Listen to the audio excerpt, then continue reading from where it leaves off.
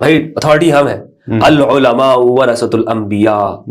علماء ہیں انبیاء کے وارث. ماشاء اللہ سبحان اللہ. پھر لوگوں کے اوپر جبر نہیں کرنا. جبر کرنا ہوتا اگر یہ مقصد یہی ہوتا کہ حکمران اس طرح سے ہو تو امام علی علیہ السلام نہ کرتے، یہ سارے لوگ سیدھے نہ ہو جاتے اس زمانے میں. لیکن علی بن ابی طالب نے ایسا نہیں کیا. یعنی کچھ روایات ایسی ہیں کہ جن کو شاید میں اگر بغیر اس پر تنقید کیے ہوئے یا بغیر اس کی وضاحت کیے بیان کروں، لوگ کہیں گے کہ یہ اسلام ہے جو آپ بیان کر رہے ہیں، یہ اسلام ہے. خود نہیں لکھوایا. اور ایسا بھی مولوی صاحبان ہیں یعنی جو یہ کہتے ہیں کہ رسول کے سامنے لوگ لکھ لیا کرتے تھے، رسول کو تو پڑھنا نہیں آتا تھا، رسول پھر اس کو ایسی برقرار رکھتے تھے. وہ غلطیاں آج تک ایسی چلی آ رہی ہیں. اور جو اصل جو خلافت ہے جس کے بارے میں ہمارے علماء اہل سنت کہتے بھی ہیں وارث سلیمان داؤد ہے نا، یہاں پر علمی وراثت ہے، یہاں پر مالی وراثت نہیں ہے. تو میں ان سے عرض یہ کرتا ہوں کہ اگر علمی وراثت ہے چلے اس کو مان لیتے ہیں، مالی وراثت نہیں مانتے تو وراثت کہاں سے ملے گی؟ یعنی پھر سیدہ سلام اللہ علیہا کو زیادہ عالم، اس امت کی سب سے بڑی عالمہ، سب سے بڑی فاضلہ سیدہ ہے نا، وہ وراثت علمی ہی مان لیتے ہیں، علی بن ابی طالب کو ملے گی نا. تو یہ میں اس چیز کو اس حوالے سے اس نقطہ نظر سے نہیں، یہ تو میں نے آج بھی دیکھا ہے کہ تقاریر ہوتی ہیں کہ نبی کی میراث نہیں ہوتی، نبی کی میراث علم ہے. تو پھر ذہن میں یہ سوال آتا ہے کہ اگر نبی کی میراث علم ہے تو وہ علم کہاں منتقل ہوا؟ یقیناً بی بی فاطمہ تو زہرا سلام اللہ علیہا میں، امیر المومنین میں امام حسن حسین، ڈیفینیٹلی سوال یہ جب ان کے پاس یہ علم منتقل ہوا، وہ اگر کہہ رہے ہیں کہ یہ چیز ہماری ہے تو پھر وہ تھوڑی کہہ رہی ہیں، وہ تو پھر علم رسول اللہ کہہ رہا ہے. تو پھر یہ تو باتیں بلکہ اور مزید چیزوں کو پختہ کرتی ہیں کہ بھائی وہ اگر کہہ رہی ہیں کہ یہ چیز میری ہے تو وہ علم رسول اللہ کہہ رہا ہے. تو پھر یہاں پر یہ چیز کہنا کہ اب یہاں پر ایک اور چیز ہے کہ جس کے پاس علم رسول اللہ ہو کیا ہم اسے کچھ سنا سکتے ہیں کہ بھائی یہ چیز ایسے ایسے نہیں ہے، ہم سکھا سکتے ہیں؟ نہیں. تو مقصد یہ اس طرح سے کیوں پھر نہیں. دیکھیں سوال یہ ہے کہ خود رسول اللہ کی زندگی کے اندر رسول اللہ سے بھی خاص طور پر جو حدیث الرضیہ ہے، رضیۃ الخمیس، اس میں رسول اللہ صلی اللہ علیہ وآلہ وسلم کے سامنے یہ کہا گیا کہ حسبنا کتاب اللہ، ہمارے لیے اللہ کی کتاب کافی ہے. سیدہ زہرا سلام اللہ علیہا انہوں نے اپنی زندگی میں قرآن مجید کو مقدم رکھا، قرآن مجید کو مقدم رکھا. یہ اس امت کو شروع زمانے سے آج تک اگر یہ چیز سمجھ میں آ جائے کہ قرآن اور اہل البیت ہیں، ہمارے جو بنیاد پرست جو ہمارے ہاں جو گروہیت کے حاملین جو مذہبی طبقہ ہے نا، وہ اس جگہ تک بھی سوال تک نہیں آنے دیتے. وہ کہتے ہیں نوجوان شیعہ ہو جائے گا، نوجوان رافضی ہو جائے گا، احتیاط کا دامن نہیں تھام سکے گا اور وہ ان مسائل کو سمجھ نہیں سکے گا، لہٰذا وہ فوراً کسی اور معاملے میں پھنس جائے گا. تو میں عرض یہ کرتا ہوں کہ دیکھیں حقیقت یہ ہے کہ جو غلطیاں ہوئی ہیں وہ غلطیاں ہوئی ہیں. یعنی ہم تو اگر ہمارے اہل سنت کا نقطہ نظر آپ یہ دیکھیں کہ ہمارے اہل سنت میں یہ ہے کہ ہم تو انبیاء کرام سے بھی اجتہادی خطا کے قائل ہیں. اہل سنت کا جو آفیشیل جو اسٹیٹمنٹ ہے نا وہ یہی ہے کہ انبیاء سے بھی جو خطائیں ہوئی ہیں وہ اجتہاد کے درجے کی ہیں، یعنی ان سے اجتہاد انہوں نے کیا اور اس میں خطا ہوا، اس کا بھی ان کو ایک ثواب ملے گا. اس لیے تو فرمایا ربنا ظلمنا انفسنا وان لم تغفر لنا. تو پھر صحابہ کرام کے حوالے سے ہمیں اتنا سینسیٹیو ماشاء اللہ آپ گفتگو نہ کریں، بات نہ کریں، کیوں بنایا جاتا ہے؟ تفاسیر اٹھا کے دیکھ لیں، حدیث کی کتابیں اٹھا کے دیکھ لیں. ہمارے علماء نے لکھی کہ حضرت آدم علیہ السلام کا یہ باوجود منع کرنے کے یہ کرنا، حضرت موسیٰ علیہ السلام کا وہ اس قبطی کو مکہ مار دینا، ٹھیک ہے، ان واقعہ حضرت یونس علیہ السلام کا اپنی قوم کی جانب سے نکل کے وہ سمندر کی جانب جانا، اور پھر وہ پورا واقعہ ہے لا الہ الا انت سبحانک انی کنت من الظالمین. یہ ظالمین کا لفظ ہے، اس کا پھر ترجمہ کیا کیا جائے گا، پھر اس میں تعویلات ہوتی ہیں، پھر وہ ساری چیزیں ہوتی ہیں. تو ہمارے اہل سنت کے ایک آفیشیل اسٹیٹمنٹ موجود ہے اس حوالے سے. تو میں یہ اپنے نوجوان سے کہنا چاہتا ہوں کہ بھائی تمہیں پہلے جو مقدمہ ہے نا یہ اپنا درست کرنا چاہیے. مقدمہ کیا ہے ہمارا جس کے اوپر بنیاد ہے؟ وہ یہ ہے کہ آپ نے علم کہاں سے لینا، اتھارٹی کون ہے رسول کے بعد. ٹھیک ہے، مثلا آج بھی ہمارے مولویوں نے لوگوں کو یہ باتیں بتائی ہوئی نا کہ ایک آدمی وہ ہے کہ جس کے پاس مدرسے کی سند ہے، ڈگری ہے، ایک آدمی وہ جس کے پاس ڈگری نہیں ہے، سند نہیں ہے. بھائی اتھارٹی ہم ہیں، العلماء ورثۃ الانبیاء، علماء ہیں انبیاء کے وارث. ماشاء اللہ سبحان اللہ،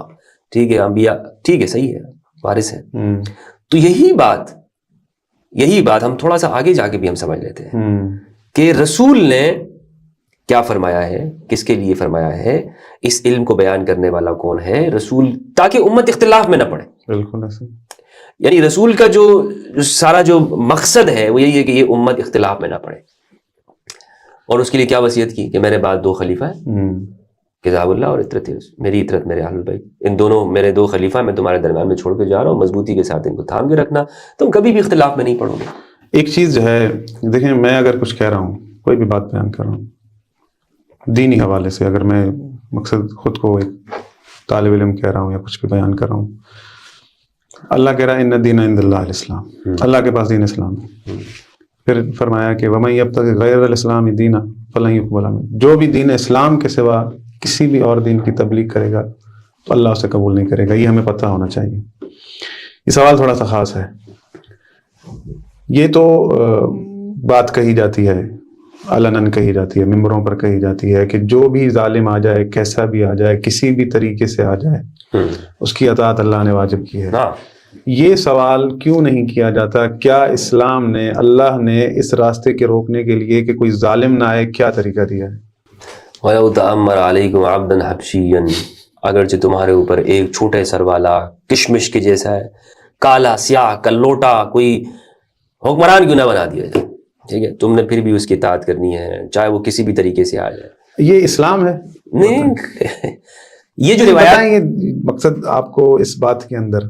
یعنی اللہ کے رسول آدم سے لے کر عیسیٰ تک کے وارث ہمیں یہ بتانے آئے ہیں کہ کوئی ظالم فاسق فاجر آ جائے اس کی اطاعت ہم نے کرنی ہے، یا ہمیں یہ بتانے آئے ہیں کہ تم نے کبھی ظالم فاسق فاجر کی اطاعت نہیں کرنی؟ وَالَّذِي أَرْسَلَ رَسُولَهُ بِالْهُدَىٰ وَدِينِ الْحَقِّ لِيُظْهِرَهُ عَلَى الدِّينِ كُلِّهِ، دین کا غلبہ، دین کا اظہار دین جس کو ہم کہتے ہیں، قرآن مجید کی آیات جگہ جگہ پر کنتم خیر امت اخرجت للناس تأمرون بالمعروف وتنہون عن المنکر، یہ امت خیر ہوئی کیوں؟ جو اس کا جو ذمہ داری دی گئی وہ یہی ہے نا کہ امر بالمعروف کرے گی اور نہی عن المنکر کرے گی، یعنی یہ امت، اس کا جو تمغہ امتیاز ہے جس کے اوپر ہم ماشاءاللہ بہت، یہ امت ساری کی ساری ہم جو ہے نا بڑے فخر کرتے ہیں اور فخر کرنا بھی چاہیے، ہم خیر الامم ہیں۔ ذمہ داری کیا ہے؟ ذمہ داری یہ نا کہ امر بالمعروف کریں گے۔ اگر وہی خطرے میں پڑ جائے اور آپ کو یہ کہا جائے نہیں آپ زبان خاموش رکھ لیں، حکمران جیسا بھی تمہارے اوپر آئے چپ چاپ کر کے بس تھلے لگ جاؤ اس کے اور تم بس کچھ نہیں کہو گے، نہیں تو پھر اگر ایسا ہے تو کیا آل رسول کیا اس دین کو نہیں جانتی تھی؟ اگر ایسے ہی نہیں جانتے بلا شک تو پھر انہوں نے اس حدیث پر عمل کیوں نہیں کیا؟ دیکھیں امام علی علیہ السلام، آپ خود اندازہ لگائیں کہ وہ قرآن کے ساتھ کس طرح سے ہر چیز کو دیکھ رہے ہیں۔ آپ نے اپنے لوگوں کو کتنی اجازت دی، کتنی اجازت دی کہ لوگ اس وقت کے لوگ یہ کہنے لگے کہ امام علی کو یہ کہنا پڑا، نہج البلاغہ میں ہے کہ لوگ یہ سمجھتے ہیں کہ قریش یہ کہنے لگ گئی ہے کہ ابو طالب کے بیٹے کو سیاست نہیں آتی، ابو طالب کے بیٹے کو جنگ کرنا نہیں آتی نا، ورنہ اگر تم اندازہ لگاؤ کہ میں تو اس وقت سے ہوں کہ ابھی میں بلوغت میں پہنچا ہوں اور عرب کے لوگ جانتے ہیں کہ میں کیسا شہ سوار ہوں، کیسا جنگجو ہوں، کیا میری سیاست ہے، لیکن علی کی سیاست یہ ہے کہ علی کہتے ہیں کہ نہیں، امر بالمعروف اور نہی عن المنکر کے ساتھ ساتھ لوگوں کی آزادی بھی ہے، یعنی یہ نہیں ہے کہ لوگوں کے اوپر ہر وقت جو ہے وہ داروغہ بن جاؤ،